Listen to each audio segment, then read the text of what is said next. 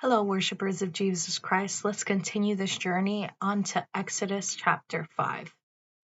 Reading in the NIV Version Bible, it says, Afterwards Moses and Aaron went to Pharaoh and said, This is what the Lord, the God of Israel, says, Let my people go, so that they may hold a festival to me in the wilderness. Pharaoh said, Who is the Lord, that I should obey him and let Israel go? I do not know the Lord, and I will not let Israel go. Then they said, The God of the Hebrews has met with us. Now let us take a 3-day journey in the wilderness to offer sacrifices to the Lord our God, or he may strike us with plagues or with the sword. But the king of Egypt said, Moses and Aaron, why are you taking the people away from their labor? Get back to work. Then Pharaoh said, Look, the people of the land are now numerous, and you are stopping them from working. The same day Pharaoh gave his orders to the slave drivers and overseers in charge of the people. You are no longer to supply the people with straw for making bricks. Let them go and gather their own straw, but require them to make the same number of bricks as before. Don't reduce the quota. They are lazy. That is why they are crying out, Let us go and sacrifice to our God.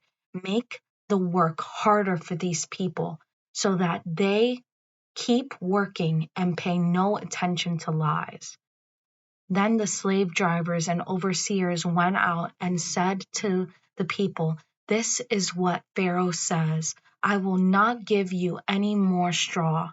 Go and get your own straw wherever you can find it, but your work will not be reduced at all.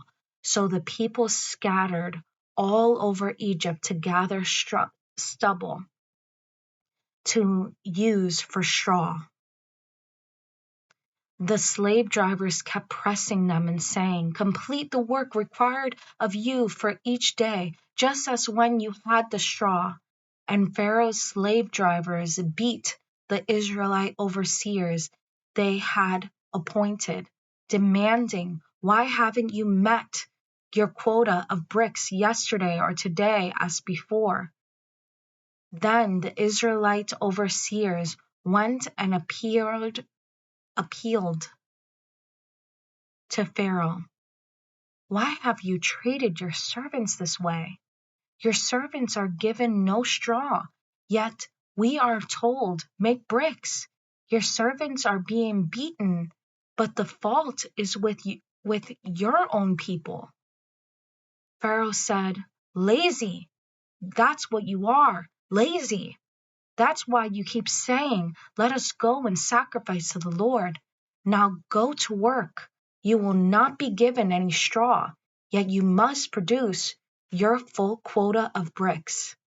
The Israelite overseers realized they were in trouble when they were told, You are not to reduce the number of bricks required of you for each day.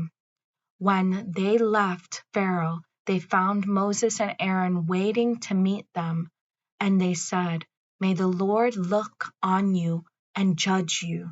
You made us obnoxious to Pharaoh and his officials, and have put a sword in their hands to kill us.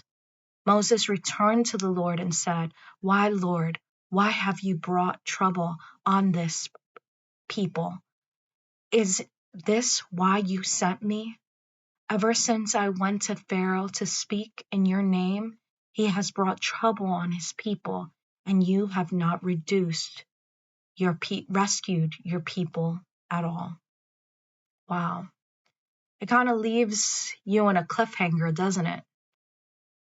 But those who know the story, God's people do receive rescuing.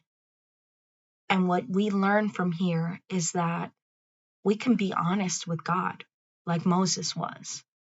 We can have conversations just like Moses did to God and still be without sinning against God.